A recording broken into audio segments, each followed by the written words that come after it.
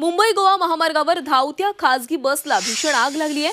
आगीमध्ये बससह प्रवाशांचं साहित्य जळून खाक झालेलं आहे। ही बस मुंबईतील जोगेश्वरीहून मालवणकडे जात होती। बसमध्ये 34 प्रवासी होते। कोलाडमधील कोकण रेल्वे पुलाजवळ बसच्या मागील बाजूस स्फोट लागला आणि बसनं पेट घेतला। तातडीने प्रवाशांना खाली उतरवण्यात आल्यानं मोठा अनर्थ टळलेला आहे। या संदर्भातली अधिकची अपडेट्स घेऊयात आमचे प्रतिनिधी प्रफुल्ल पवार यांच्याकडून। प्रफुल्ल, धावत्या बसला ही आग लागलेली, आगीचं नेमकं कारण काय? कल्याणी, आगीचं नेमकं कारण कळू शकलेलं नाही, मात्र या दुर्घटनेत हे सर्व 34 प्रवासी बचावलेले आहेत। त्यांचं दैव बलवत्तर म्हणावं लागेल।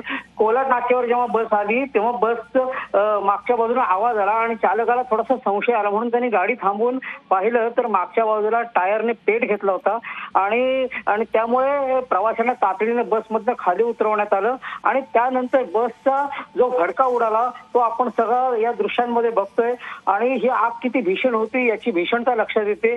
मात्र अग्निशमन दल जे आहे, धाटो MIDC असेल किंवा दीपक नायट्रेट कंपनी असेल, यांची अग्निशमन दल, पोलीस यंत्रणा असेल किंवा कोलाडची जी रेस्क्यू टीम आहे त्यांनी तातडीने मदत केलेली आहे आणि आग विझवण्यात, आगीवर नियंत्रण आणण्यात यश मिळवलेलं आहे। मात्र दृश्यांमध्ये जर आपण बघितलं तर या बसचा संपूर्ण कोळसा झालेला आहे आणि बसमधील प्रवाशांचं जे किमती सामान आहे ते सुद्धा जळून खाक झालेलं आहे। आता या बसची आग जी आहे ती विझवलेली आहे आणि या महामार्गावरची वाहतूक देखील आता सुरळीत आहे। मात्र या संपूर्ण घटनेमध्ये, या दुर्घटनेमध्ये 34 प्रवाशांचा जीव वाचलं, हे दैव बलवत्तरच म्हणावं लागेल।